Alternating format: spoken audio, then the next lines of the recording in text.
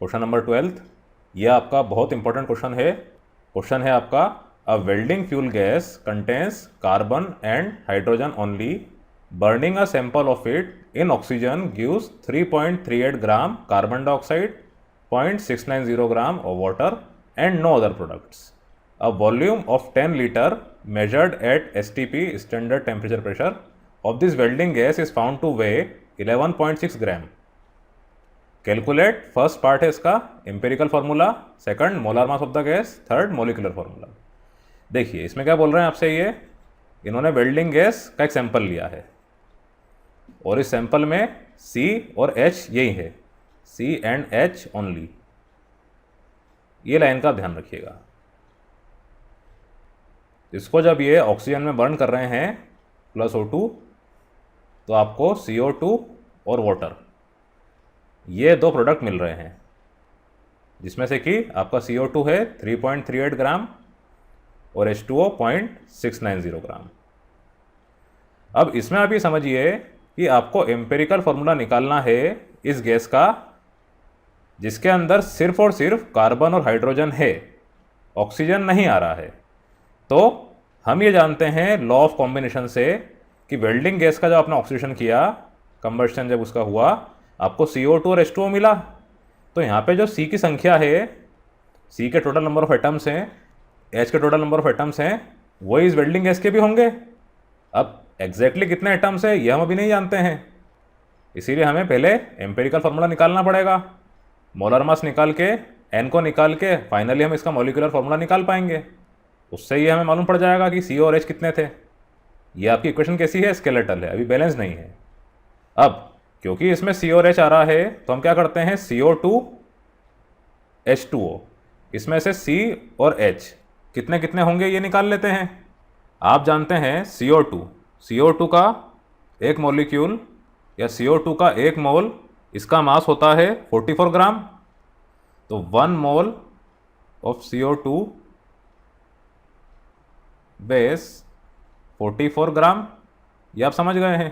Carbon का 12 gram plus oxygen का 16 2 जा 32 प्लस 12 44.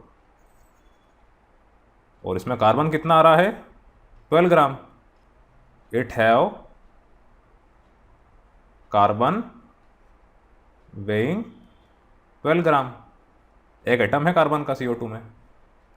तो 44 ग्राम CO2 में अगर 12 ग्राम कार्बन है तो 3.38 ग्राम CO2 में कितना कार्बन होगा, वही आपका चॉकलेट वाला एग्जांपल, 1 ग्राम CO2, इसमें 12/44 ग्राम कार्बन, फिर 3.38 का मल्टीप्लाई किया आपने, CO2 has 12/44 into 3.38 gram carbon.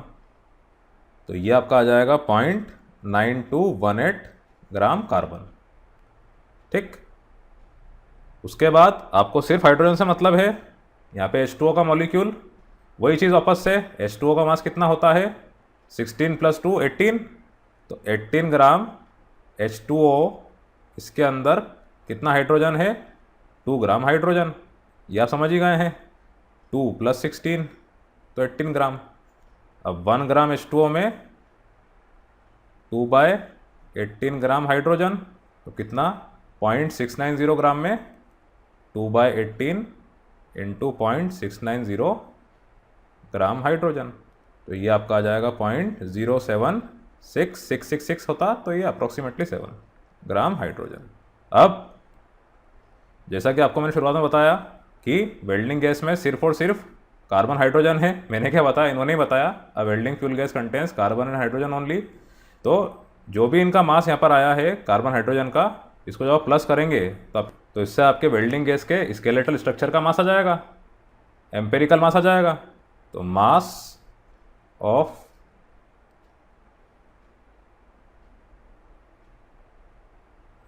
अब ये जो मास ऑफ कंपाउंड है ये असल में क्या है, आपका मोलर मास नहीं है, ये है आपका गिवन मास. जितना मास आपको हाइड्रोजन का गिवन था, जितना मास आपको कार्बन का गिवन था, उसके हिसाब से जो आपकी वेल्डिंग गैस है उसका मास तय हुआ है.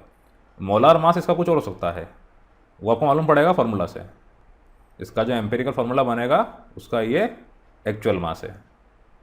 तो ये कितना हो गया आपका 0.9218 प्लस 0.0767, तो ये आपका हो गया 0.9985 ग्राम। अब आपका वही प्रोसीजर, परसेंटेज ऑफ कार्बन निकालना है आपको, परसेंटेज ऑफ हाइड्रोजन उसको करना है ग्राम में। तो परसेंटेज कार्बन, ये आपका हो जाएगा मास ऑफ कार्बन, तो 0.9218 डिवाइडेड बाय 0.9985 इंटू 100, ये हो गया 92.32%। उसी तरह से मास percent of hydrogen in the compound, तो उसका मास 0.0767 डिवाइडेड बाय 0.9985 इंटू 100, ये आपका हो गया 7.68%। परसेंटेज आपने कर लिया है, आपको सुविधा रहेगी। अब कंपाउंड का हम मास कितना मान लेते हैं, 100 ग्राम। तो लेट द मास, या आप ये ना भी लिखेंगे स्टेप, इट इज़ अंडरस्टूड कि आप परसेंटेज ले रहे हैं, तो उसको जब आप ग्राम में करेंगे तो आप 100 ग्राम रेफरेंस मान के करेंगे, बार बार लिखने की ज़रूरत नहीं है ये। तो now mass of carbon is 92.32 gram. उसके बाद mass of hydrogen in 100 gram compound is 7.68 gram. अब इसके बाद वाली स्टेप, इसके मोल्स, तो moles of carbon given mass upon molar mass, तो given mass 92.32 divided by molar mass 12, तो ये आपको मिल जाएगा 7.69। उसके बाद moles of hydrogen 7.68 divided by 1.008 या 1 ओनली, तो ये आपको मिल जाएगा 7.68 मोल।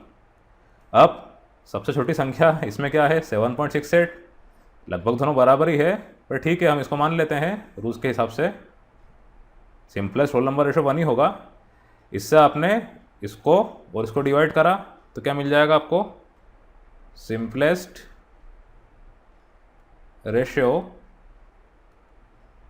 ये हो जाएगा 7.69 divided by 7.68 is to 7.68 divided by 7.68, approximately ये 1 ही होगा, तो 1:1, कार्बन भी 1, हाइड्रोजन भी 1। सो एम्पेरिकल फॉर्मूला C1H1, या ऐसा ना आप लिखे तो सिंपली CH, ठीक है। C1H1 मैंने इसलिए लिखा है क्योंकि फाइनल कंपाउंड नहीं है, ये एम्पेरिकल फॉर्मूला है। फाइनल कंपाउंड आपको मालूम पड़ेगा जब आपको मोलर मास मालूम पड़ेगा, ठीक। आई होप आपको समझ में आ गया होगा। ये है आपके फर्स्ट पार्ट का आंसर। अब सेकंड पार्ट में क्या बोल रहे हैं आपसे, ये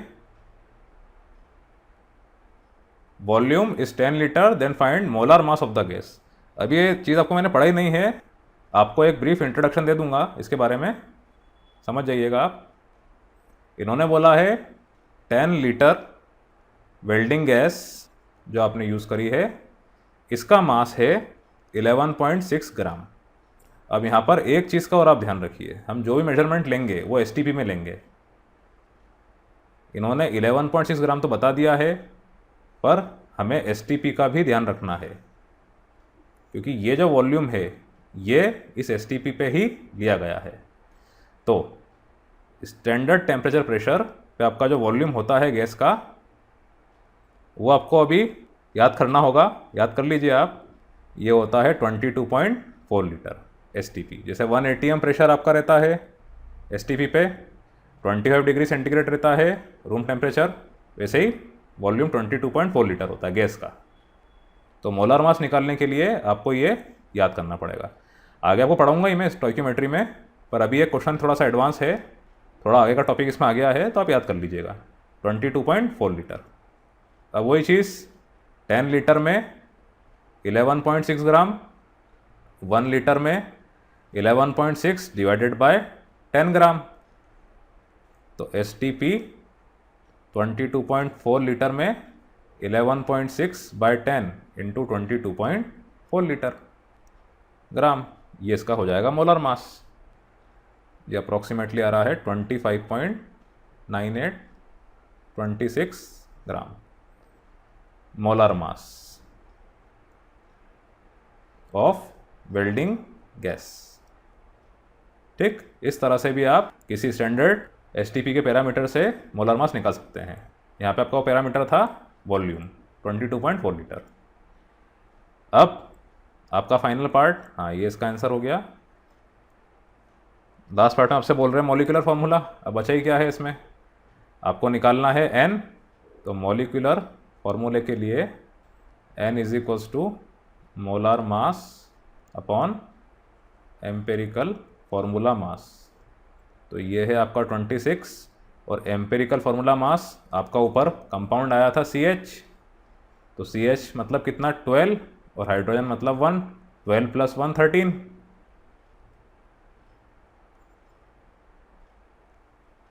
तो इज इक्वल्स टू 13।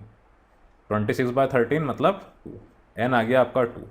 अब इसको 2 को मल्टीप्लाई करना पड़ेगा आपको एम्पेरिकल फार्मूले से।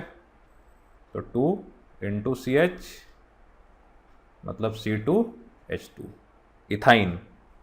ये इसका आंसर है। आपको एक बार और एक्सप्लेन कर देता हूं मैं, बहुत ही अच्छा क्वेश्चन है ये।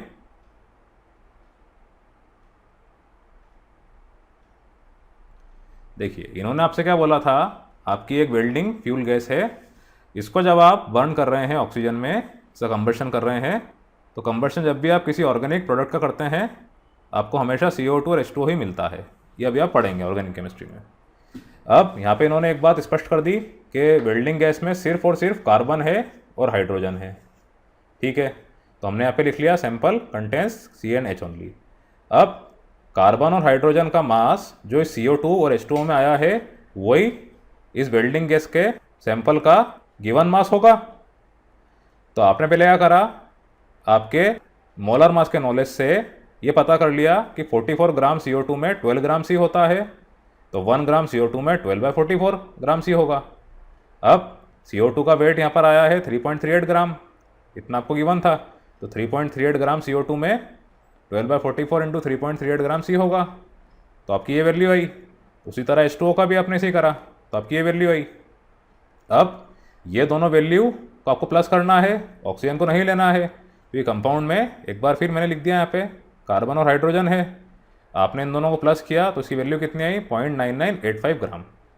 अब ये जो वैल्यू है ये क्या है, आपका जो स्केलेटल स्ट्रक्चर है, आपका जो एम्पेरिकल फॉर्मूला है उसका गिवन मास है, उसका मोलर मास नहीं है। उसका मोलर मास तो हमने नीचे निकाला था अभी, CH 12 + 1, ये गिवन मास है। तो इस गिवन मास की मदद से आप क्या कर सकते हो, परसेंटेज कार्बन परसेंटेज हाइड्रोजन कितना है उस कंपाउंड में निकाल सकते हो। तो परसेंटेज कार्बन मतलब जितना कार्बन है उसका mass divided by total mass × 100। तो कार्बन का परसेंटेज आ गया, हाइड्रोजन का परसेंटेज आ गया। ये आने के बाद आपने जो स्टेप्स पढ़ी थी कि परसेंट को क्या करते हो आप, अगर कंपाउंड 100 ग्राम है तो इसको आप डायरेक्टली परसेंटेज का साइन हटा के इसके आगे ग्राम लिख देते हो। तो 92.32% मतलब 92.32 ग्राम, 7.68% मतलब 7.68 ग्राम। अब इसके बाद दूसरी स्टेप आपकी क्या थी कि आपको मोल्स निकालना पड़ता है, क्योंकि आपको फाइनली जब सिंपल होल नंबर रेशो चाहिए तो मोल्स का डिवीजन करना पड़ेगा। तो आपने मोल्स निकाले, moles given mass upon molar मास। गिवन मास आपने ये निकाला, मोलर मास कार्बन का 12, तो उसके मोल्स आ गए, हाइड्रोजन के भी मोल्स आ गए। अब दोनों के मोल्स लगभग एक जैसे ही थे, फिर भी हमने 7.68 वैल्यू को मान लिया, थोड़ी छोटी थी ये 0.01। आपने डिवाइड करा तो लगभग 1:1 रेशो ही आएगा, कार्बन भी एक हाइड्रोजन भी एक। तो एम्पेरिकल फार्मूला क्या आ गया CH, और इसका मोलर मास वेरी सिंपल 12 + 1 13। इसका मोलर मास भी आपने निकाल लिया और गिवन मास आपको C और H को प्लस करके मिल गया था 0.9985। अब इसके बाद ये थोड़ा सा आपके लिए एडवांस था कि इन्होंने STP की बात करी है, स्टैंडर्ड टेम्परेचर प्रेशर। इसमें कुछ पैरामीटर्स रहते हैं, उनकी मदद से आप मोलर मास निकाल सकते हैं। इन्होंने बोला 10 लीटर वेल्डिंग गैस का मास है 11.6 ग्राम, तो 1 लीटर का कितना होगा 11.6/10। अब 22.4 है तो आप डायरेक्टली मल्टीप्लाई कर दीजिए, तो ये आ जाएगा 25.98 ग्राम। STP पे आप जो मेजर करते हैं वो मोलर मास होता है, तो ये हो गया 26 ग्राम। अब मोलर मास आपको मालूम पड़ गया है, एम्पेरिकल फार्मूला मास आपने ऊपर निकाल लिया, तो आपका dividing factor multiplication factor n, इसको आपने निकाला तो 2 आया। 2 को आपने मल्टीप्लाई किया एम्पेरिकल फार्मूला में, तो ये 2 × CH, C2H2 इथाइन या एसिटाइलिन। ये इसका आंसर है।